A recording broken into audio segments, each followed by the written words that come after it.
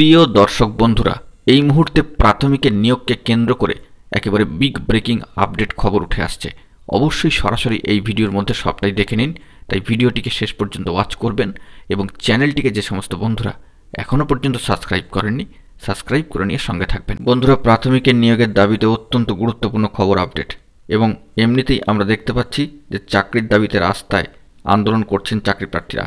পাশাপাশি ধর্ণা মঞ্চে ধর্মতলায় তারা কিন্তু আন্দোলন কর্মসূচি চালিয়ে যাচ্ছেন। অনেকে রয়েছেন শহীদ মাতঙ্গিনী হাজরা মূর্তির পাদদেশে, অনেকে রয়েছেন গান্ধী মূর্তির পাদদেশে। এক্ষেত্রে যে বিষয়টি জানা যাচ্ছে যে প্রাথমিকের চাকরির দাবিতে রাস্তায় বসে আন্দোলন করছেন চাকরি প্রার্থীরা, এবং সেই আন্দোলন প্রায় 500তম দিনও কিন্তু অতিক্রম করে গেল। বঞ্চনার অভিযোগকে সামনে রেখে আন্দোলনের তীব্রতা ঝাঁঝ বাড়িয়েছেন 2014 টেট পাস প্রাথমিকের নট ইনক্লুডেড চাকরি প্রার্থীরা। চাকরির দাবিতে 500 দিন ধরে চলা এই আন্দোলন মঞ্চে থেকে তারা কিন্তু বিভিন্ন ধরনের বার্তা দিয়েছেন। পাশাপাশি মুখে কালি মেখে বেল্ট দিয়ে পিঠে আঘাত করে বিক্ষোভ দেখিয়েছেন চাকরি প্রার্থীরা।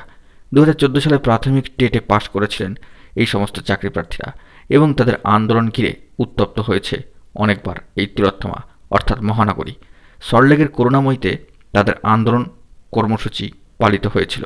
পাশাপাশি ধর্মতলায় মাতঙ্গিনী হাজরা মূর্তির তলায় বসে তারা রোদ, ঝড়, জল, ঠান্ডা উপেক্ষা করেই কিন্তু অবিলম্বে নিয়োগের দাবিতে আন্দোলন কর্মসূচি চালিয়ে যাচ্ছেন। সেই দিক থেকে দাঁড়িয়ে প্রাথমিকের 2014 TET pass trained not included একতা মঞ্চের 500তম দিনের এই আন্দোলন কর্মসূচি অত্যন্ত তাৎপর্যবহ হয়ে উঠেছিল।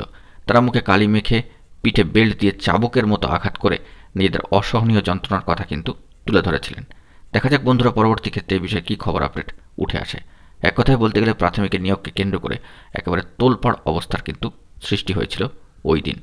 বন্ধুরা, এখন এই পর্যন্তই। গুরুত্বপূর্ণ আপডেটগুলি পাওয়ার জন্য চ্যানেলটিকে এখনই সাবস্ক্রাইব করে নিয়ে সঙ্গে থাকুন। ধন্যবাদ।